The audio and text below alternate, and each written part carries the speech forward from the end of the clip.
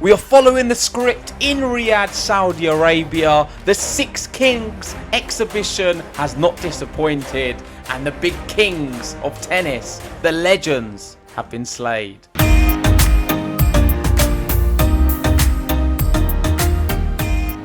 And that's right, we have the big two names, Nadal and Novak Djokovic, going out in the semi-finals. Their first match for the Six Kings exhibition. They lost to the hands of world number 1 and number 2, Jannik Sinner and Carlos Alcaraz. And the first match on was Jannik Sinner defeating Djokovic 6-2, 6-7, 6-4.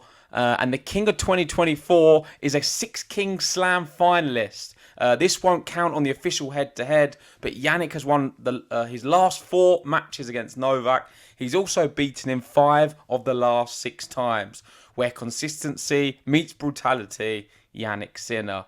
And he was, yet again, very fast off the mark. He started quick, broke Djokovic. It looked like Djokovic was going to really struggle in this match, losing the first set very quickly. But he grew into it, and Sinner had a few concerns with himself. I'm not sure if it's an injury or physical problems or mental fatigue, but Sinner was not at his best for sure.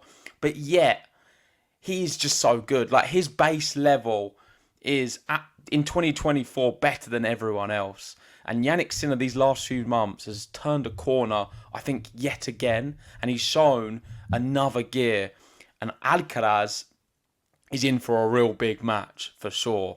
And Alcaraz will be playing him because, as expected, he defeated Rafael Nadal. This one a little bit more straightforward. 6-3, 6-3.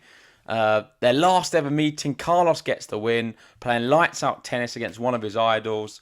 Thankful we got to see them have one last dance. Carlitos is a Six Kings Slam finalist. And Nadal had moments. And I honestly feel like tonight, Rafael Nadal did steal the show. I am a big Rafa fan, so maybe this is coming from a place of bias. You saw all the sheikhs in the crowd. They were loving it. They were getting up on their feet. They were chanting for Rafa. You saw baby Rafa there in the crowd. He was the most cheered player. Alcaraz had so much respect. And let's be honest, the big part of it was he's retiring imminently. We are witnessing potentially his last ever few singles matches. We know he's going to get one more against Djokovic for the 3rd and 4th place. Is he going to play at the Davis Cup in the singles? I don't think so. I think he'll just play doubles. So this is the last few moments we're going to see him on a tennis court in a singles fashion anyway. And it's just something to behold. It was very emotional this evening. He hit some fantastic shots at times.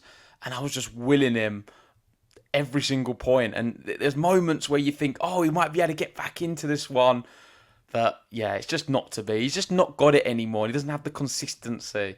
But we did see some magical moments, and Ollie summed them up here. We saw a Rafa fist pump, a smile after a really good rally. We saw some good volleys from him at the net, some nice winners. And this sums it up. Some people are shocked that Nadal is playing some solid tennis, but he isn't retiring because he can't produce high level in a match. He's retiring because he doesn't feel he can do it over consecutive matches, which is obviously crucial to winning titles. And in this match today against Alcaraz, there were certain points which were absolute horror shows from Nadal. They were so simple, terrible unforced errors. But despite that, you still see the magical moments. And it's Rafa, it's the whole routine and what he's brought to the sport. You can go watch our video me and Ben did where I spoke about it in detail. But what he's done for me personally will never be rivaled ever again in any sport. Definitely not in tennis. And he's going to be sorely missed for sure. This tweet shows it all. This is what longevity looks like. You can see him there at the start of the career, and you can see him here today at the end of the career. He's played against all of the legends from the very beginning to now. He's played in the era with Federer and Djokovic and Wawrinka coming through and Andy Murray as well. It's not been easy, and it's been super magical. And what a legend. What a legend. Seeing what Rafael Nadal was asked after the match. And you got Andrew Castle here. He asked Carlos, do you mind if I start with a loser? And Alcaraz replied, don't talk like that. Don't talk like that. And I thought it was funny. They did the interview together. They've got so much love and admiration. Nadal's talking about how Alcaraz will be the future of the sport, and he's seen him in the early days, and he knows that Spain are in good hands with this fantastic talent in Alcaraz. And I also liked how Alcaraz didn't go easy today. Nadal would not have wanted anything like that. He doesn't want any gifts. He wants to be respected. And to be respectful against these legends, you need to beat them. And you need to beat them well as well. You can't afford to go too easy. And I think Alcaraz had a perfect balance of that today. He was ultra competitive, played his game well.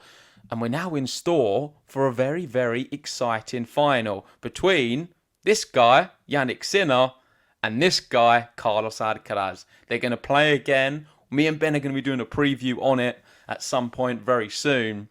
And we've also got some other exciting news because we're going to get the third and fourth match between no other than Novak Djokovic and Rafael Nadal. And I did have a tweet for this. And let's have a look. Here we go. Nadal and Djokovic will face each other at the Six King Slam. This will be their final time meeting in their legendary careers. The final meeting between Big Three members. They've pushed each other. They've made each other stronger. They've taught each other tough lessons. And now it's time to say goodbye. And this was at the Olympics. The last time they played on Philippe Chatrier on the clay.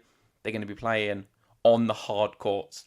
In Djokovic's wheelhouse, indoor hard court. It's going to suit him a lot more than Nadal. And Djokovic is playing at a really high level, let's be honest. Djokovic pushed Jannik Sinner, the world number one, to his absolute limit in the Six King Slam. Could have won the match. And at 37, he's proven he's still a force to be reckoned with. And will be a strong contender for bigger tournaments in 2025. The greatest ever is here to stay. So this is a Djokovic fan, Danny, who's got a lot of high things to say about Djokovic. I don't think he was amazing today, but still went neck and neck with Sinner and pushed him all the way to the end. So based off that, let's pray that Nadal can do something to make this one semi-competitive. Djokovic, the big favourite. Nadal, his last ever match in the singles potentially. And definitely his last against Novak Djokovic, one of the Big Three members. Vamos, Rafa. And I am hoping he can do something magical. I am crazy. I don't think it's possible. But even if he takes a set, I'll be very pleased. But there we go. That is my summary from the semi-finals in Riyadh for the Six King Slam. We're going to now be having two more matches. Nadal versus Djokovic and Sinner versus Alcaraz. It seems like this one was already written before it started. Let me know what you guys think in the comments section. Like the video, subscribe if you're new, and I'll see you soon.